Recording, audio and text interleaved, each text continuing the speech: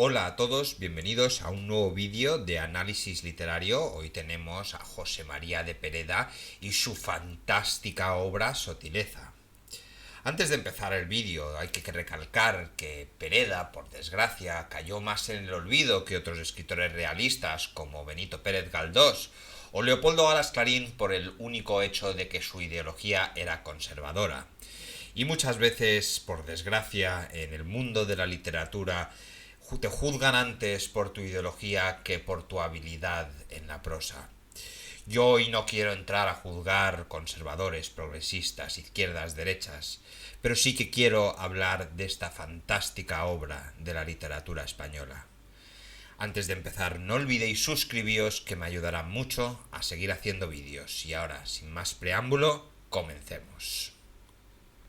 La obra Sotileza, publicada en 1885, respondía al deseo de Menéndez Pelayo, que decía que si quieres elevar una verdadera monumento de tu nombre y a tu gente, cuenta la epopeya marítima de tu ciudad natal.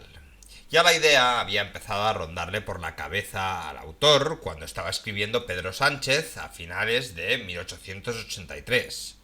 Contaba el autor con otros precedentes salidos de la misma pluma en aquellas páginas costumbristas dedicada a la vida marinera, en particular El fin de una raza en 1880, con un tremontorio encarnación viva de una lucha desesperada contra la pobreza y los elementos perpetuador de viejos hábitos marineros. En Sotileza, cuyos sucesos transcurren por los mismos años, rondando la mitad del siglo, son varios los personajes que asumen esta significación. Por un lado tenemos a la familia Michelin, Cleto, Andrés, el dueño del Patache, o don Pedro Colindres, entre otros, cada uno con su puesto y escala social, pero todos del mismo oficio. En muchos de ellos refundió el autor viejos materiales, elevándolos a mayor perfección estética. Bien, podemos decir pues que aquí fue Pereda nada original, de manera que con paciencia se pueden destrenzar los hilos que sirvieron para otras telas. Figuras y temas conocidos son don Pedro, prefijado en un marino, don Venancio Liencres, tipo representativo del comercio santanderino, que si supo dar buena cuenta de la vieja tradición mercantil con sus activos cubiertos de todo riesgo en un apergaminado libro de cuentas, también saldrá a moldarse perfectamente a las primeras empresas capitalistas desde la aparición del ferrocarril.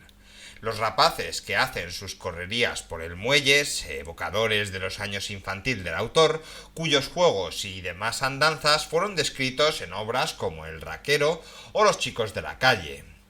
Las hermanas de Mocejón, trasunto de las reñidoras que escupían sus palabras a los cuatro vientos, las cuales rememoran cuadros como el de Leva o La Buena Gloria, y en otro orden, algunos sucesos desde los minúsculos como los pesares de Cole a manos de don Bernabé hasta la galerna en el momento culminante de la historia ya rememorada en el citado El fin de una raza. Todas estas figuras y fragmentos dispersos quedan conjuntados maravillosamente en la feliz creación, fruto maduro de una realidad vivida y resguardada con el cariño y la nostalgia de los recuerdos. Así, la crítica de la época supo entrever la existencia de alguna de estas criaturas de ficción. Por ejemplo, la del padre Apolinar, de huésped de la casa La Chata, panadera de la calle de Rubio y muerta en extrema pobreza. Quizá también los mismos pilotos a la orden de Vitadura, que según hizo constar don José Antonio del Río. Aparte de eso, sin duda, a los lectores del lugar les debían de resultar familiares los trazos de la pequeña comunidad de seres que transitan por las páginas del libro, lo cual era bastante frecuente que sucediera en las obras realistas. El mismísimo Leopoldo Alas Clarín, cuando describió Oviedo, Vetusta, reconvertida en la obra La Regenta, mucha gente reconocía bastantes de estos personajes. Luego, al siguiente nivel ya se llevó en el siglo XX, donde Camilo José Cela, en su libro de viajes, Viaje a la Alcarria, del que tenemos un resumen y un análisis en nuestro canal, empezó a hablar de sus libros de viajes de diversos personajes que eran conocidos localmente para pasar a ser conocidos nacionalmente. Pero esto fue en el siglo XX y la difusión de la televisión lo hacía bastante más sencillo. Pereda, sin embargo, cuando hablaba de un personaje era identificable a modo local antes que nacional. La absorción de la realidad es, pues, intensa y en ella se dan cita lo bueno y lo malo, reafirmando Pereda su principio de antaño cuando salía al paso de críticas adversas a las escenas que él copiaba del natural y como éste no es perfecto, sus imperfecciones salieron en la copla. Así, el olor a la parrocha y los dejos de las sardineras se mezclan con el candor y la sencillez natural del pueblo humilde. Si aquello en lo que tiene de más sórdido se aproxima a la corriente naturalista, el idilio presente en el paisaje se convierte en poderosa fuerza que sublima esa vulgaridad. Dentro de la habitual técnica de José María de Pereda, se nota que al libro le faltan algunas ataduras más sólidas, desanudándose la acción hacia escapes digresivos, sea el patache, la marinería u otros motivos náuticos. El narrador luego ocupa de estas fugas expresas, vuelve a la derenchura del camino tras las oportunas disculpas. Por ejemplo, podemos leer: caigo en la cuenta que ni esta pregunta ni mucho de lo que la precede eran de necesidad para el fin que me propuse, sacando a relucir el patache de este cuento. No faltan tampoco los cuadros costumbristas, bien encajados, eso sí, en el curso del relato, como el de Cabildo o la competición de las ragatas, pero la ambientación de ellos es desproporcionada con respecto al mínimo suceso del decurso argumental, el cual queda arrinconado al fin de la secuencia. Así declaramos que el desarrollo de la pieza se fragmenta en dos vertientes distintas. La primera, que comprende los 11 primeros capítulos, parece una introducción de largas dimensiones. La segunda comienza en el capítulo 15 y la trama se proyecta ya hacia el centro de la acción y los papeles tienen su definitivo lugar. Entre ambas, un puente metafórico que abarca los epígrafes de los capítulos 1 y 12, crisálidas mariposas y los lapsos acaecidos en las vidas de cada cual durante ese paréntesis. A partir del capítulo 14 ya podrá declarar así estaban las personas, las cosas y los lugares de esta puntual historia cuando Muergo y el hijo de Mocejón se dieron aquella mano de Morrás en el portal de Sotileza. Limitaciones de la novela en esta centuria que no disponía de otras fórmulas dentro de su sistema literario.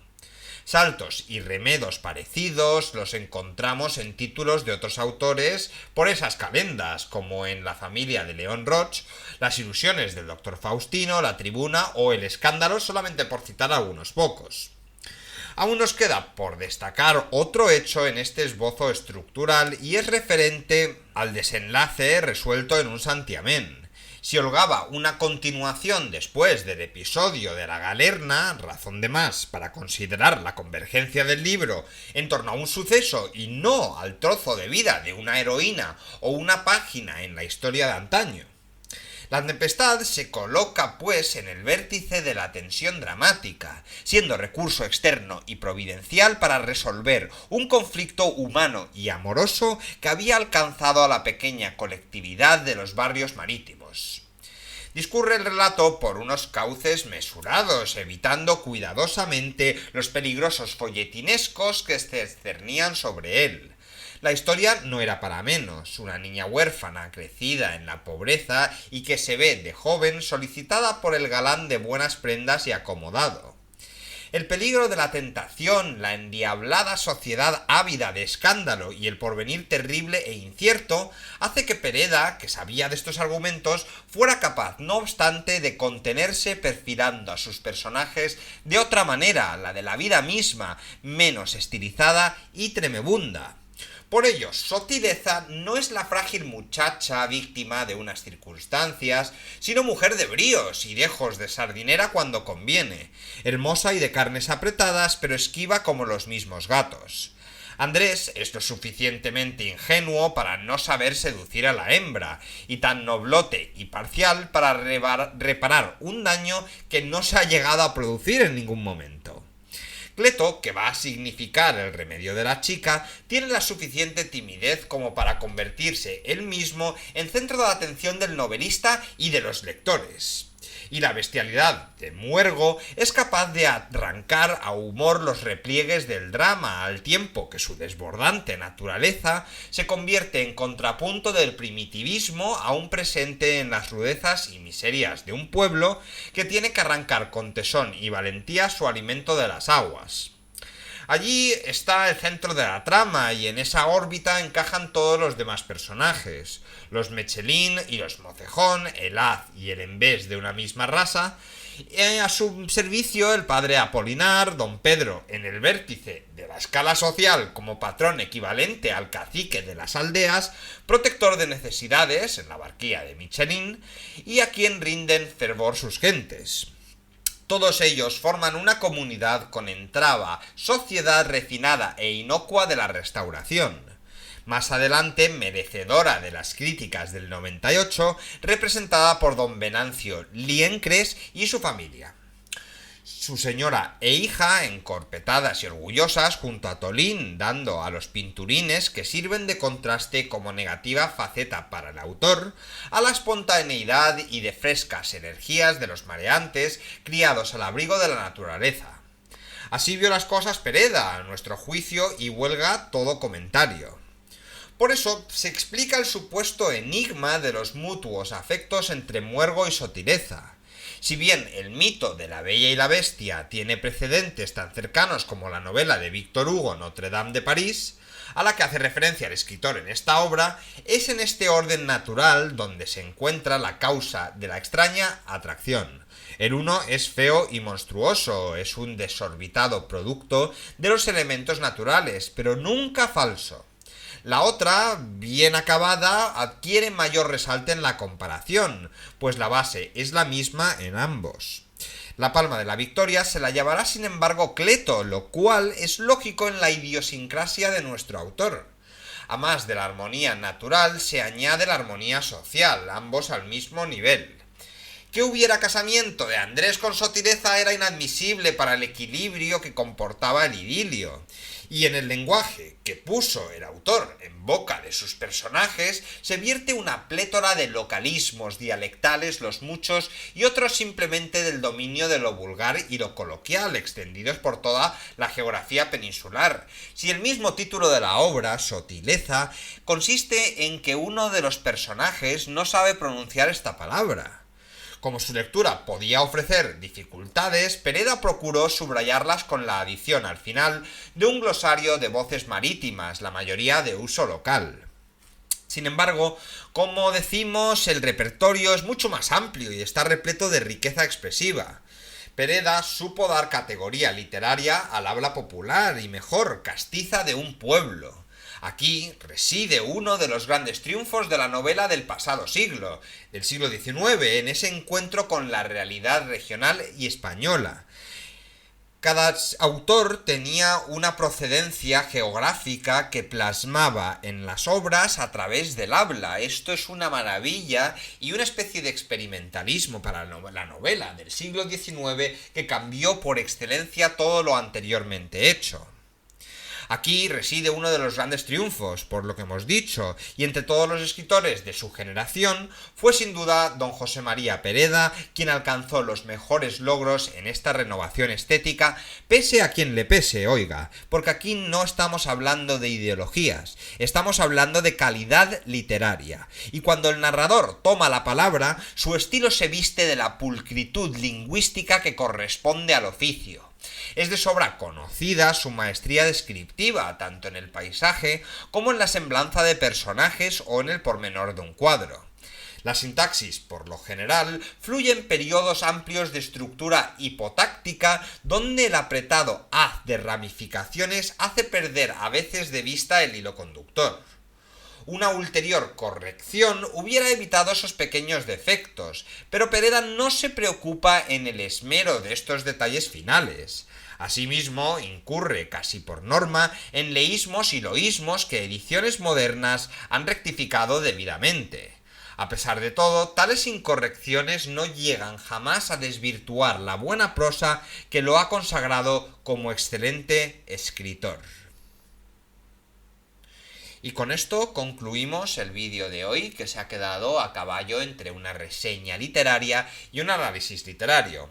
De todas maneras, quería compartir con vosotros la que es para mí una de las novelas más importantes del siglo XIX y motivaros ya de paso a que la leáis. No vengáis al vídeo para saber de lo que va. Leeros la obra y luego venir al vídeo para ver distintos aspectos a los que quizás no hayáis prestado atención.